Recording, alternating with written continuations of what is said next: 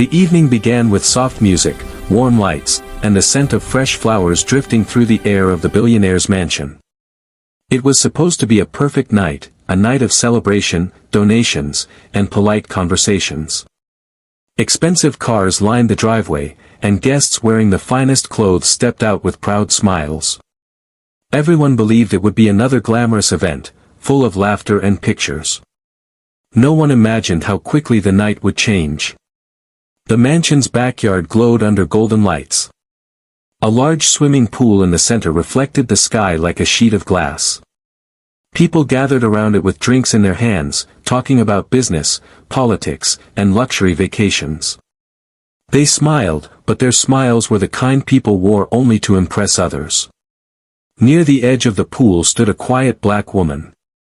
She wore a simple but elegant navy blue dress. Her hair was tied back neatly, and her posture was graceful.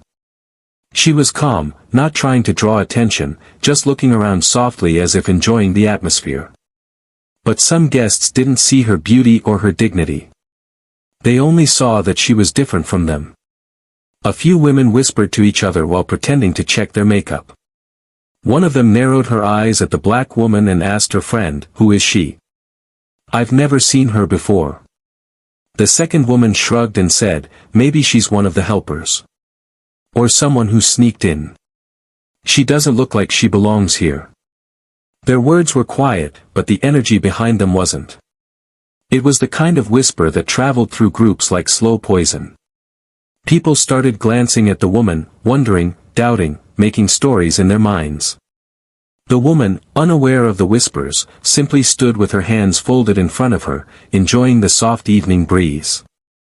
On the other side of the party, a group of white guests were drinking more than they should have. Their laughter was loud and careless. Every time one of them cracked a joke, the others laughed even louder, as if trying to show the whole world that they were bold, confident, and important. Among them was a man named Richard, who always liked attention. He noticed the black woman standing quietly and frowned. "Who's that?" he asked his group, pointing with his drink. "No idea," one of his friends replied. "Probably nobody. She's just been standing there alone." Richard smirked in a way that made his friends uneasy. "Maybe we should give her some entertainment. This party needs some life." His friends laughed, not because the joke was funny, but because they didn't want to look boring. Alcohol and arrogance made them feel invincible. They kept watching the woman, whispering among themselves, and their glances soon became obvious. The woman felt their eyes on her. She shifted slightly, touched her arm, and tried to stay calm. She wasn't scared, just uncomfortable.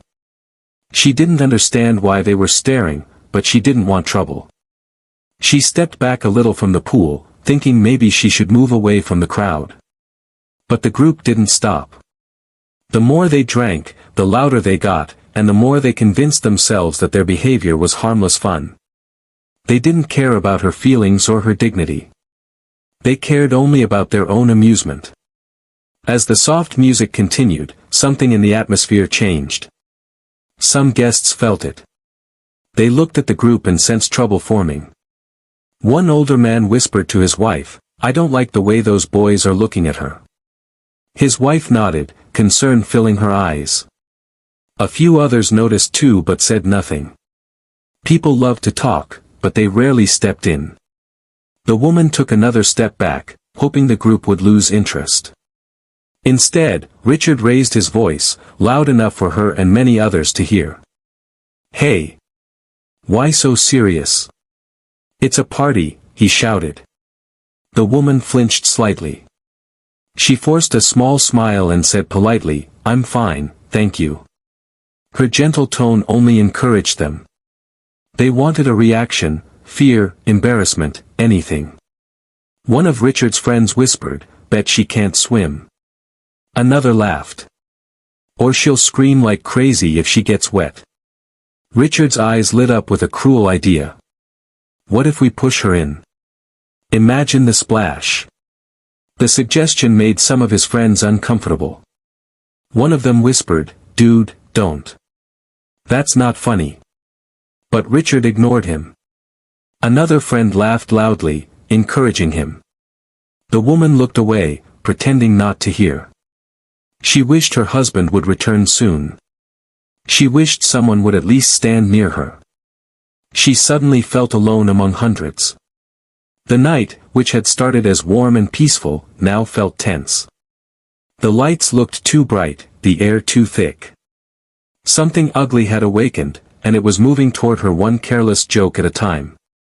She took a slow breath and tried to stay calm, not knowing that in a few minutes, the entire party would change, because of one cruel decision, one reckless group, and one moment no one could ever take back. The party that was meant to be perfect was already beginning to twist into something dark, and no one realized how serious it would become. Some watched with curiosity, others with concern, but no one stepped forward to stop what was coming. And the woman, standing alone near the water, had no idea that the night was about to turn ugly in a way she never imagined. The moment the black woman stepped slightly away from the pool, hoping to avoid attention, the group of white guests only grew bolder. Their voices got louder, their laughter sharper, and their confidence stronger with every drink. To them, she looked like an easy target, quiet, alone, and not surrounded by friends or people who would protect her. They didn't know who she really was, and they didn't care. Richard, the loudest among them, leaned against a chair and smirked. His eyes were fixed on her like she was part of his entertainment for the night.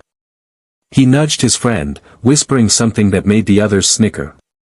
The sound reached her ears, and she felt a small chill run down her spine. She didn't want trouble, but trouble clearly wanted her. Nearby guests sensed that something was wrong. Some exchanged nervous looks. Others whispered warnings, but nobody stepped in. People at fancy parties often cared more about avoiding drama than preventing it. Silence became the biggest mistake of the night. The woman moved slowly, trying to blend with the crowd, maybe find a safer corner. Her dress shimmered under the lights, elegant yet simple. She didn't look like someone who needed saving, she looked strong, poised, gentle. But the group didn't see any of that. They only saw a chance to turn their night into a joke. Richard suddenly clapped his hands once, loud enough to grab his group's attention. "All right," he said with a grin that made even his friends uneasy, "let's make this party interesting." His friend Peter shook his head. "Man, don't. You're drunk." Richard waved him off. "Relax. It's a joke. She'll laugh. Everyone will laugh." Another friend, Jenna, took a step back. "Richard, seriously. She's done nothing to you." But peer pressure is a dangerous thing. The ones who wanted to stop him were too scared of losing his approval. The ones who agreed with him were too intoxicated to think clearly. Together, they created a dangerous circle of silence and false courage. Richard straightened his shirt and walked toward the woman. His steps were slow, confident, practiced, like someone who had always gotten away with bad behavior. The woman saw him approaching and instinctively stepped back again. "Hey," he said loudly, wearing a smile that meant trouble. "Why so quiet? You alone? You lost?" His tone was mocking. The woman, still polite, tried to reply calmly. "I'm fine. Please." But he cut her off. "Come on, relax. Have some fun. You look so serious." She forced a small smile, hoping it would make him go away. "I'm really okay."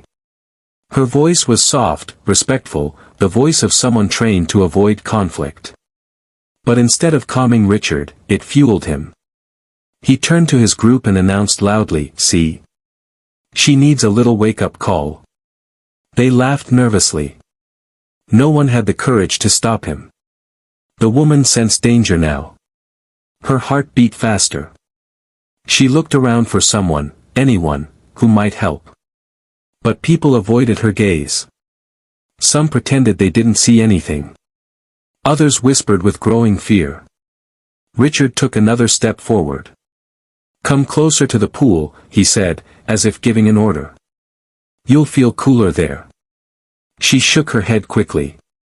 No, thank you. Peter stepped in for a moment, tugging Richard's arm. Dude, stop. This isn't funny. Richard pulled his arm away. Grow up, Peter.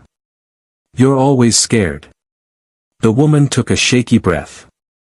She tried to walk away again, but Richard blocked her path with a wide step. His group closed in behind him, forming a half-circle around her. Her escape route shrank. Guys, please, she said softly. I don't want any trouble. Richard laughed loudly. Trouble? With us? Never. His laugh echoed through the poolside area. Some guests turned their heads. They saw the tension but chose to ignore it. It was easier. The music played on, but the atmosphere turned colder. Even the warm lights around the pool felt dimmer.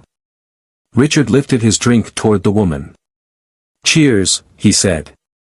To fun. Then he leaned closer and whispered something cruel, something that made her eyes go wide with fear. She tried to step back, her heel touched the very edge of the pool. He looked down, saw the water behind her, and grinned wider. His group began to chant softly, do it. Do it. Do it. The woman's breathing grew unsteady. Her fingers trembled. For the first time that night, she truly felt unsafe. And just when she opened her mouth to beg him to stop, Richard moved. Quick. Bold. Thoughtless. He lunged forward. But he didn't shove her. Not yet. He grabbed her arm first, rougher than necessary, making her gasp. Someone in the crowd yelled, "Hey! Stop!" Richard ignored it. His friends tensed. The woman closed her eyes for a second, preparing for something terrible. The night was no longer a party. It was a countdown. And Richard was seconds away from making the biggest mistake of his life. Everything happened in a heartbeat. One moment, the woman stood trembling at the pool's edge, and the next, Richard's drunk confidence turned into something dangerous. He tightened his grip on her arm, laughing loudly as if her fear was entertainment. The guests nearby froze. Some gasped. Others hesitated, torn between stepping in or staying quiet to avoid drama. The woman tried to pull her arm away gently. "Please," she whispered. "Let go." Her voice was soft, but the panic in her eyes was loud enough for anyone paying attention. Richard ignored it. He lifted his chin and threw a proud smirk at his group. "Look at her," he said loudly, "she's already shaking. This is going to be hilarious." His friends exchanged uneasy glances. Some found the situation suddenly less funny. Jenna's face had gone pale. Peter kept whispering urgently, "Richard, stop this. This is wrong." But alcohol had stolen Richard's judgment. In his mind, he was the star of the moment, the funny guy everyone would talk about later. The woman tried again to free herself, this time with more force. Her voice cracked. "Please don't." Richard mimicked her trembling tone cruelly. "Please don't," he mocked, making his friends laugh awkwardly. It was the kind of laughter people used when they didn't know what else to do. Then it happened. Richard shoved her. Hard.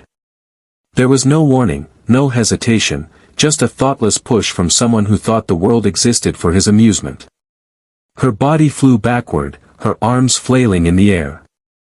A scream escaped her lips, sharp and terrified. The scream echoed across the backyard, cutting through the music and laughter. Guests turned instantly. She crashed into the water with a loud splash. For a moment, silence swallowed the entire party. The water rippled violently. The woman disappeared under the surface, shocked by the force of the fall. Her dress grew heavy immediately. The cold water stole her breath. Disoriented, she struggled to push herself back up. The group who shoved her took a nervous step back. Their laughter had died. Richard still forced a grin, but it wavered. People stared. No one moved. One woman near the pool finally shouted, "Someone help her." The guests snapped out of their shock. Two men ran toward the pool but stopped short, uncertain. Others hesitated, frozen by disbelief. Water splashed, she had surfaced, gasping for air, her hair soaked, her arms trembling as she tried to stay above the water. She wasn't a strong swimmer. Her dress pulled her down again. Panic flashed across her face. Jenna covered her mouth. "Oh my God, she's drowning." Peter shoved Richard hard. "What did you do?" he shouted. "She can't swim." Richard's bravado cracked. He stepped back, his face pale. I didn't mean, she'll be fine." But it was clear she wasn't fine. A tall man near the edge finally jumped in to help. He swam toward her, grabbed her arm, and pulled her toward the shallow end. She coughed violently as her head broke the surface again. People started murmuring. Some shook their heads in disgust. Others whispered angrily. The party atmosphere had shattered. The warm glow of the lights now felt cold against the sudden tension. When the rescuer finally guided her to the steps, she clutched the edge, shaking from fear and cold. Her dress clung to her body, heavy and dripping. Her breathing was rapid, her eyes unfocused. Someone brought a towel, but she was too shocked to even reach for it. Richard stood frozen, suddenly aware that the situation had escalated far beyond a joke. His friends stepped away from him, distancing themselves quickly. "What did we do?" Jenna whispered, horrified. A middle-aged couple nearby glared at the group. "You assaulted her," the man said sharply. "This isn't a prank. This is criminal." Peter held his head in his hands. "This is bad, really bad." But the nightmare had only begun. Just as the woman managed to pull herself fully out of the pool, a new sound cut through the whispering crowd. A voice. Deep. Calm. Controlled. And full of a quiet, frightening authority. "What is going on here?" Everyone turned. A tall man in a black suit was walking toward the pool with long, purposeful steps.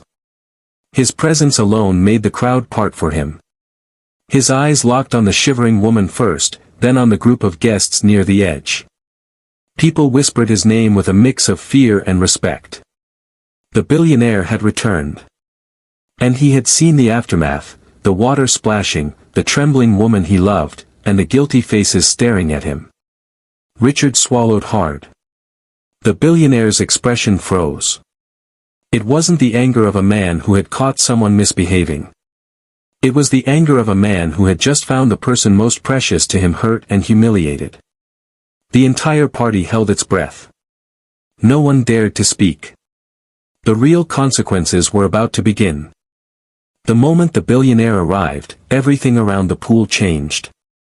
The chatter died, the music suddenly felt too loud, and even the warm night breeze seemed to freeze. He walked with sharp, steady steps, his eyes locked on the woman who was still trembling and drenched, her dress clinging to her body, her hair dripping water onto the stone floor.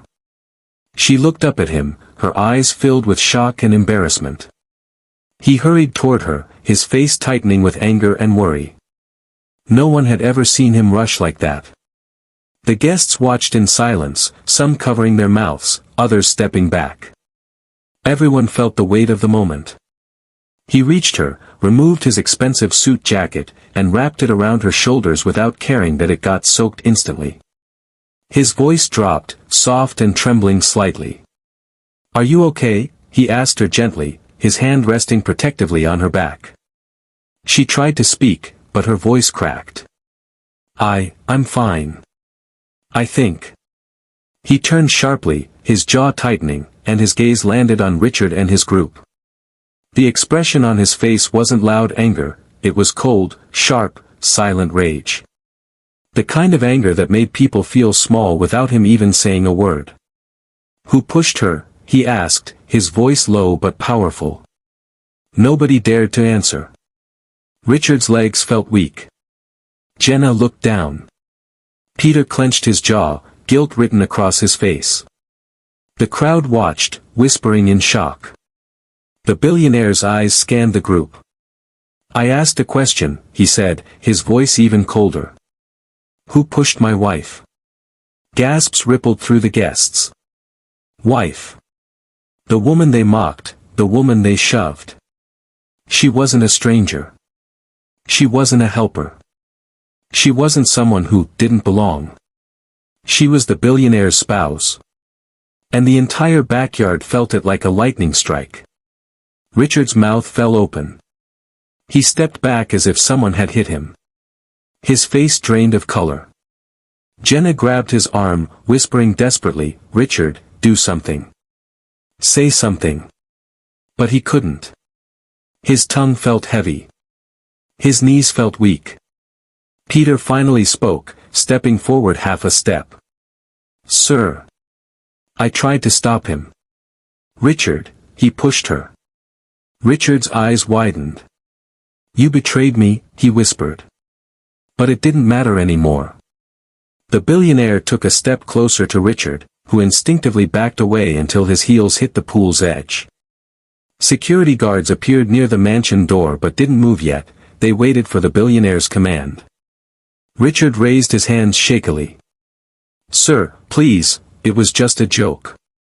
I didn't mean." "A joke," the billionaire repeated, his voice low and dangerous. "A joke is something people laugh at. My wife almost drowned." Richard stammered, I didn't know she was your wife." "So it would have been fine if she wasn't," the billionaire snapped. The entire crowd flinched. Richard opened and closed his mouth like a fish gasping for air. His friends stepped away from him one by one, refusing to defend him. The billionaire turned to the woman again, his voice softening instantly. "Did he hurt you?" he asked. She shook her head, but it was clear she was still shaken. Her trembling only fueled his fury. He raised a hand slightly, giving a silent signal. The security team moved instantly, approaching Richard. The sight of them sent panic through his body. He stepped back again, almost slipping into the pool. "Wait! Wait!" he cried. "Please! Don't call anyone. I'm sorry, okay? I'm really sorry." But the billionaire didn't even look at him now. His focus was on comforting his wife, gently brushing wet strands of hair from her face. The guests watched as security grabbed Richard by the arms. He tried to fight, but the guards didn't even budge. They were trained for far worse. One guard spoke firmly, "You need to come with us." Richard's voice cracked. "Please." It was a mistake. A woman in the crowd whispered loudly, "A mistake. He could have killed her." Another guest added, "He deserves jail." People started murmuring openly now, their earlier silence replaced with judgment and outrage. The crowd that once laughed at Richard's jokes now looked at him with disgust. The billionaire finally turned his head slightly and said, "Call the police." Those 3 words hit Richard like a hammer. "No. Please," he shouted as the guards dragged him toward the entrance. "Don't ruin my life. I didn't mean it." But it was too late. The woman, wrapped in her husband's jacket, watched him quietly. She didn't look angry, just tired, disappointed, hurt. The billionaire placed a hand on her shoulder gently and whispered, "You're safe now." She nodded slowly. The rest of the guests stood in stunned silence. They all knew the night would be talked about for years. A party meant for celebration had turned into a moment of truth, ugly but necessary. And deep inside their hearts, everyone wondered the same thing. How could a single cruel push turn a beautiful night into a nightmare? The answer was simple. Because cruelty, once unleashed, always shows its true face. And now, the consequences were only beginning. As Richard was dragged away by security, the backyard felt heavier than ever. Guests whispered, stepping back from the pool as if the water itself carried the memory of what had just happened. The beautiful evening lights now reflected off the disturbed surface, creating broken shapes and restless ripples, almost like the mood around them. The billionaire stayed by his wife's side, his arm resting protectively around her shoulders. His suit jacket was soaked, but he didn't care. His only concern was the woman shivering beside him. She tried to steady her breathing, but every time she looked at the water, a fresh wave of panic hit her. "Let's sit," he said softly. He guided her toward a cushioned chair near the far corner of the yard, away from the staring eyes. Some guests followed at a distance, guilt and curiosity flickering across their faces. Others couldn't look at her at all, ashamed that they had stayed silent when she needed help most. She sat down slowly, clutching the towel someone finally brought. Her fingers trembled. Her eyes stayed lowered, not wanting to meet anyone's gaze. She hated attention, especially this kind. Her husband noticed and placed a gentle hand on her cheek. "You don't have to say anything," he whispered. "I'm here. You're safe." His soft words almost made her cry. But she held back the tears. She didn't want anyone to see her break, especially not here. Meanwhile, the crowd began to shift. Some guests whispered nervously about how everything had started. Others talked loudly, pretending to be outraged, though they were silent earlier. It was human nature, no one wanted to seem guilty, so everyone now acted like they had always cared. One woman walked over hesitantly. "I'm so sorry," she said to the billionaire's wife. "I should have said something. I saw them looking at you earlier, and I knew something was wrong." The wife gave her a small, tired smile. "It's okay," she said gently. "Fear makes people quiet." The honesty in her voice stung like a truth no one wanted to face. Another couple approached. "If you need anything, we're here," the man said sincerely. But she shook her head softly. "Thank you. I just need a moment." From across the yard, Peter, one of Richard's friends, stood frozen. His face was full of guilt. He hadn't pushed her, but he didn't stop it either. He stared at the ground, replaying the moment in his mind. He remembered her fear, his hesitation, Richard's cruel smirk. And now, knowing she was the billionaire's wife, the guilt hit even harder. He walked toward the couple slowly, unsure if he should speak. The billionaire looked up sharply, his protective instinct rising. But the wife rested a hand on his arm, calming him. Peter stopped a few feet away. His voice cracked. "I'm so sorry. I tried to stop him, I swear I did, but I should have done more." The wife looked at him quietly. Her eyes held no hatred, just sadness. "I know you didn't push me," she said softly.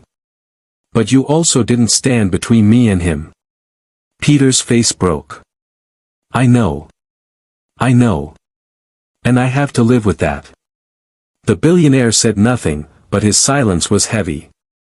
Peter stepped back, tears gathering in his eyes, and turned away. In the distance, sirens began to echo faintly. The police were arriving. The guests stiffened.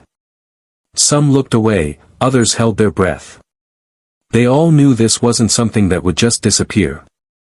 There would be questions, statements, investigations.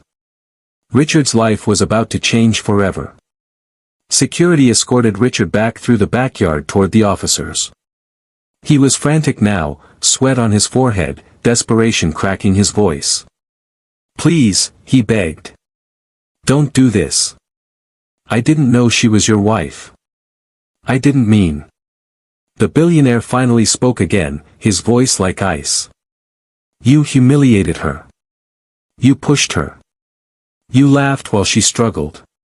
You didn't care who she was." Richard shook his head violently. "It was a mistake. A stupid mistake." "A mistake," the billionaire replied coldly, "is stepping on someone's shoe. What you did was assault." The officers grabbed Richard by the arms. He continued shouting, but no one listened anymore. His voice faded into the background, swallowed by the flashing blue and red lights. The billionaire turned back to his wife. Her breathing had steadied, but her eyes still held the pain of the moment. He knelt in front of her, holding both her hands gently. "You didn't deserve any of this," he said softly. "Not tonight. Not ever." She looked at him for a long moment before whispering, "People saw me as something less because of my skin. That's what hurts the most." The billionaire's jaw clenched, and his eyes softened with love and anger mixed together. "Not anymore," he said. "Tonight, they will learn exactly who you are." The guests lowered their eyes, ashamed. Because in that moment, the truth became painfully clear. They didn't just witness an assault, they witnessed prejudice, ignorance, and silent approval. And the quiet woman who stood alone near the pool was the one who carried the most dignity of all. The police car's lights painted the mansion walls in flashing blue and red, turning the elegant evening into something that looked more like a crime scene than a charity event. Guests stood in small groups, whispering, avoiding eye contact, ashamed of their silence. The billionaire's wife sat wrapped in a thick blanket now. Someone had finally brought one, her hair still wet, her body still trembling slightly from shock and cold. The billionaire stayed next to her, his hand never leaving hers. His eyes were sharp, watching everything happening around them. Every time he looked at the pool, anger tightened his jaw. The memory of her falling, her scream, her struggle in the water, it played in his mind like a loop he couldn't escape. Two officers approached politely. "Ma'am," one said softly, "we need to confirm what happened." "Only when you're ready." She nodded slowly. "I'm ready." Her voice was calm, but her eyes held a mix of strength and exhaustion. The officer knelt beside her, keeping his distance, showing respect. "Can you tell us exactly what happened?" The guests around grew quiet. Some leaned in slightly, wanting to hear. Others looked away, ashamed that the truth would expose their cowardice. She took a breath. "I was standing by the pool. They approached me. They mocked me. They blocked my way. And then, he pushed me." Her voice cracked at the last part, and the billionaire tightened his grip on her hand. She didn't cry, but the pain behind her words was enough to silence any lingering doubt from the crowd. The officer nodded. "Thank you. We have multiple witnesses confirming the same. We'll take your statement in more detail later." As the officers walked away, several guests stepped forward, wanting to help now that the danger was gone, now that the truth was clear. A woman in a red dress spoke first. "I saw everything," she said, her voice shaking. "I'm sorry I didn't stop it. I was scared of getting involved. But I swear, I'll testify." Another man followed. He shoved her hard. It wasn't a joke. He laughed while she struggled. A younger woman clutched her phone tightly. I recorded part of it. If you need it, I'll give it to the police." The billionaire looked at them, his face unreadable.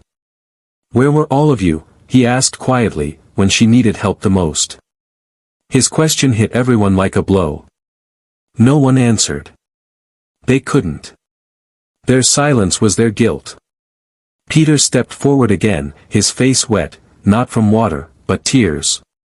"Sir," he said, voice cracking, "I'm responsible too. I didn't push her, but I didn't stop it either. I should have fought him. I should have taken her side. I'm sorry." The billionaire studied him for a long moment.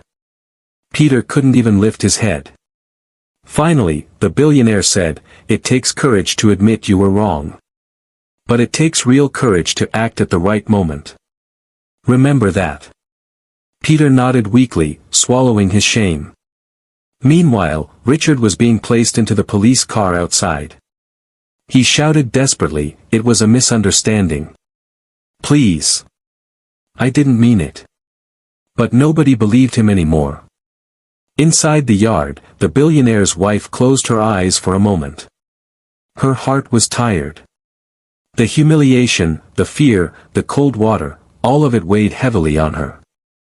But she wasn't weak. She had always carried herself with strength, even when people judged her. Her husband leaned closer. "Do you want to go inside?" he asked gently. She shook her head. "Not yet. I want them to see that I'm not broken." He felt something warm and painful rise in his chest. Pride, and heartbreak. "Then I'm right here," he whispered. Guests slowly approached to apologize. One by one, their faces filled with regret. "We misjudged you. I'm ashamed of myself. You didn't deserve this." She nodded politely, her dignity shining through even after everything. A young server, who had seen the entire incident, stepped closer. He spoke softly, "Ma'am. I admire your strength. Most people would be screaming or shouting. But you're calm." She looked at him with gentle eyes. "Calm doesn't mean I'm not hurting," she said quietly. "But I won't let them see me defeated." Her words rippled through the crowd. Some felt tears rise. Others looked away, unable to face themselves. The billionaire exhaled deeply. "This ends tonight," he said firmly. "No more silence. No more pretending everything is fine when it's not." The guests looked at him in confusion. He continued, "My wife has been judged many times because of her skin. Tonight showed how easily people assume, insult, or stay silent. That changes now. I will make sure this incident is used to bring awareness, not only for us, but for anyone who has faced the same." The guests nodded, some in understanding, others in shame. The night air felt heavy, but something new had entered the space, a sense of truth, justice, and the beginning of a reckoning. And as the police cars slowly drove away with Richard inside, a realization settled over everyone. This was no longer just a party gone wrong. It was the night the masks fell, and people finally saw who they really were. The police cars disappeared down the long driveway, their flashing lights fading into the distance. But the shock they left behind still trembled in the air. Guests slowly returned to the backyard, though no one dared to go near the pool anymore. The same place where people had laughed just an hour ago now felt like the center of a tragedy. The billionaire's wife sat quietly, holding the warm blanket around her shoulders. She was drying slowly, but her heart felt heavy. Not because she had fallen into the water, she could handle cold and fear. What hurt the most was knowing how many people saw her as less, simply because of her skin. She looked around at the faces staring at her. Some were filled with regret, others with guilt. But all of them carried the same question in their eyes: how did we become part of this? The billionaire stayed beside her, refusing to step away even for a second. His hand was still wrapped around hers, his thumb brushing her knuckles softly. It wasn't just comfort. It was a message: I'm here. I'm not letting go. A few officers remained behind, taking statements from witnesses. One of them approached the couple gently. "Sir, ma'am, we'll need a full written version tomorrow. For now, you should rest." The billionaire nodded. "Thank you." When the officer left, the wife shifted in her seat. "I don't want to go inside yet," she whispered. "Why not?" he asked softly. She looked down at her hands. "Because going inside will make it feel like I'm hiding. I don't want them to think I'm ashamed of myself." His heart tightened. "You have nothing to be ashamed of." "I know," she said slowly. "But they don't." Her words echoed across the backyard like a truth no one wanted to hear. Guests began to offer apologies, timid at first, then more sincere. "I'm so sorry," a woman said, her voice trembling. "I never should have laughed when it happened. I was wrong." Another man shook his head, guilt written all over his face. "I should have stepped in. I'm sorry for staying quiet." The apologies came in waves. But each one also carried the weight of regret. Everyone realized how easy it was to ignore injustice when it wasn't happening to them. The billionaire's wife listened patiently, nodding, forgiving, but never pretending it was okay. Then Peter, Richard's friend, approached again. He looked broken, his shoulders low, his eyes red. "Ma'am," he whispered, "I don't know how to fix what I allowed tonight. I just want you to know I'm truly sorry." She looked at him for a long moment. Instead of anger, her voice was gentle. "You didn't push me," she said. "But silence always helps the person doing wrong." Peter's chin trembled. "I know. And I promise. I won't be silent again." She nodded slowly. "Then maybe you can change something. Not for me, but for the next person who needs someone brave." Peter wiped his face, moved by her kindness. "Thank you," he whispered, then stepped back. The guests watched her in awe now. Not because she was the billionaire's wife, not because she held influence, but because she carried herself with a quiet strength that demanded respect. A young woman suddenly approached shakily. "Ma'am. I want you to know something. When I saw you standing alone earlier, I wondered who you were. And I'm ashamed to admit that I assumed you weren't important. I judged you without knowing anything." The wife looked at her kindly. "Most people do. But today is a chance to learn."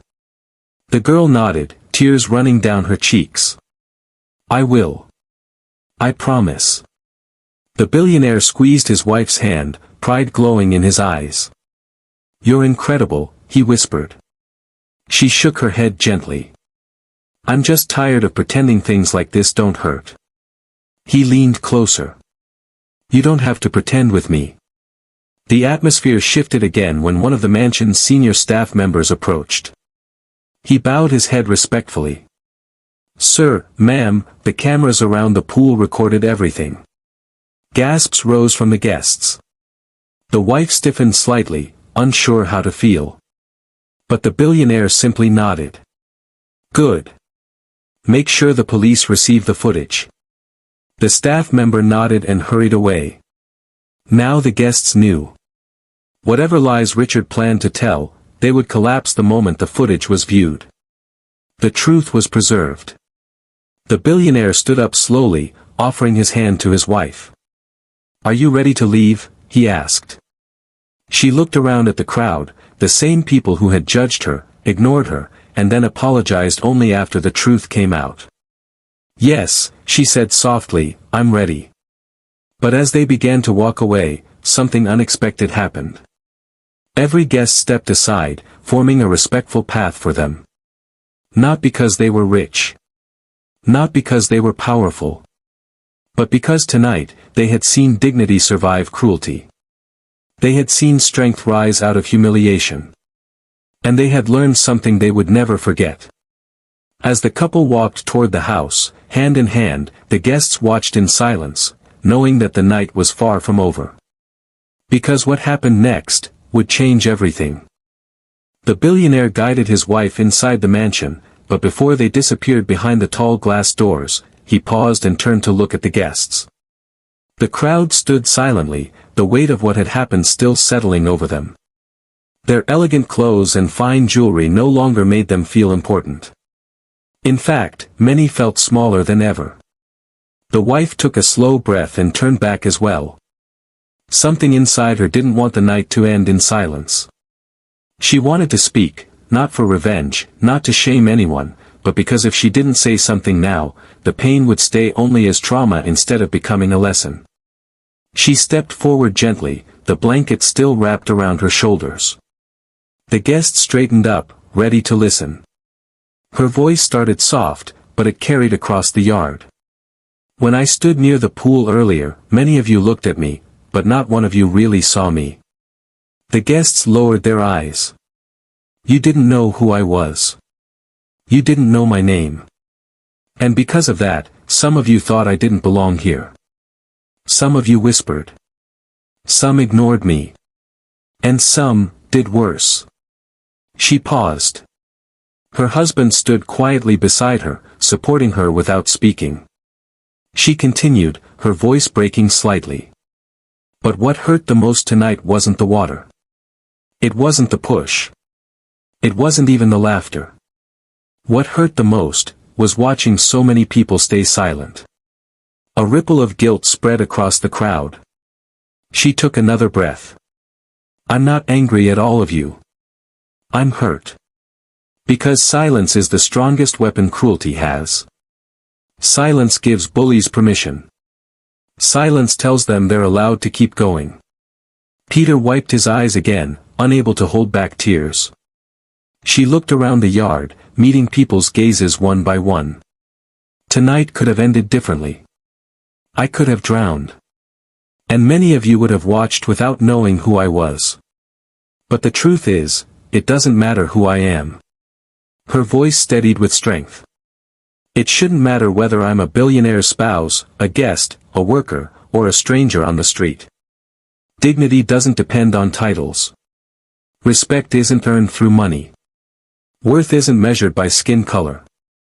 A few people covered their faces, the weight of her words hitting deeply. And what happened to me tonight, she continued, happens to people every day. People judged because of their skin. People mocked because they look different. People harmed because others think they're less. I've dealt with this before, but today, it was in front of all of you. She closed her eyes for a moment, fighting back tears that threatened to escape.